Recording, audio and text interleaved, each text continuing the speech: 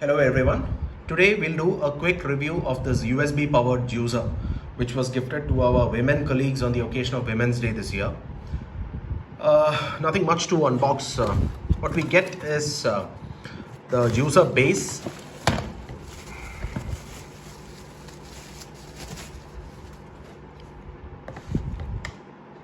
two cups made of ABS plastic,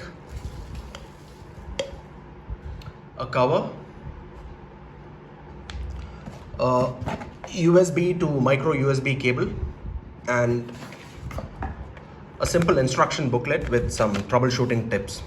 Also the warranty card, but this has not been stamped.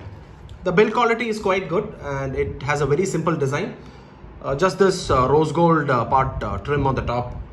So the cups are threaded to the base like this.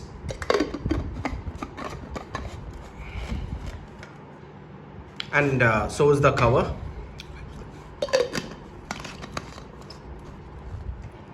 The base where the motor and the rechargeable battery is housed gets this 6-bladed attachment made of stainless steel. The box says this motor gets 22,000 RPM at no load, and the rechargeable battery is a 1200 mAh battery with a power of 40 watt. These two cups are essentially having a capacity of 300 ml. The recharging is through micro USB. I wish this was USB-C, considering all the devices that we have today and chargers are of USB-C. Very portable too, considering you have to carry it along with you anywhere you go. So you can see that it's only, this big. You can easily carry it in your bag in case you're traveling somewhere. And because it gets a built-in battery, you will have to carry it in your cabin baggage if you are flying.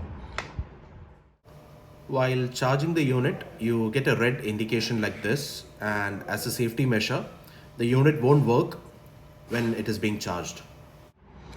It also has 3 safety features built in. The unit won't start unless the cup is screwed to the base. You can see that LED blinking. It won't start, and the unit won't work if it is being charged, and the unit works for 90 seconds and turns itself off to prevent excessive loading to the motor. The base has this slot you can see here, and I think the manufacturer wanted to provide an anti-slip rubber here, but that seems to be missing, and these Phillips screws are exposed. Anyways, never mind. For charging, you can use any micro USB cable. And I would really not recommend using those big power bricks and instead using the normal 2.5 ampere chargers to prolong the battery life, because at some point the battery is not going to charge. Okay, so we have cut bananas, apples, a bit of sugar and chilled milk in this cup right here. And guys, be careful, unlike your blender or juicer at home where you put this jar on top of the unit, don't do that and make that mistake. So you will have to tilt it and don't over tighten it, lest you should okay, so we have secured it. Now let's try blending it.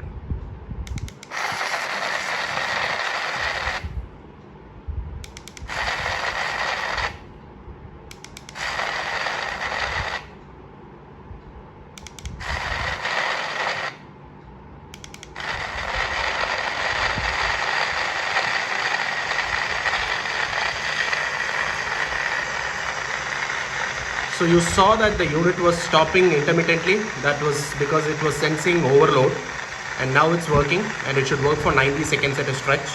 Noise is acceptable, unlike the AC powered big blenders and juicers. So yeah, there you go, 90 seconds it is. Let's try one more shot. Okay guys, I think we have blended it thrice. The unit has gotten a little warm out here in the exterior. So let's try opening it. Be very careful, don't open it like this and pour the entire contents outside.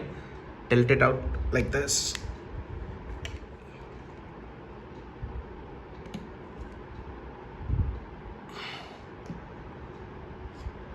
Now what we'll do is we got to see how well it blended. So we'll pour this into a different glass which I have here. Oh guys, this is unbelievably true. Can you see that consistency? Nicely blended into a smoothie, and there's like no lumps at the bottom. This is like really good. I really hope the reputed blender and juicer manufacturers like Sujata, Prestige, they all start coming up with these USB blenders. It would be like really nice and handy. The output is really good and better than what I really expected out of the small unit. And you got to give it to this motor, guys. I think it packs quite the punch. So anyway, I'm sure a lot of users would like to buy from trustworthy brands. So yeah, great little unit and good value for money, and I would really recommend this. And in case you are looking to buy one, Amazon has plenty of these units starting from rupees 500 onwards. But as always, read the reviews first and make a decision. Guys, just a tip for washing. Now, this is not an IP rated device or anything, so while washing, please be careful. Don't immerse it in the entire sink of water. Just splash the water, remove this gasket which is inside, and use your gentle scrub to scrub these areas and crevices where that food particles might have got lodged. And like I said, do not immerse it in water. There's a good chance that water will seep into the electricals and electronics inside. So unlike how you wash your normal jar of your mixer grinder, don't do that here. Use gently scrub it using the dishwash liquid or the bar along with the scrub.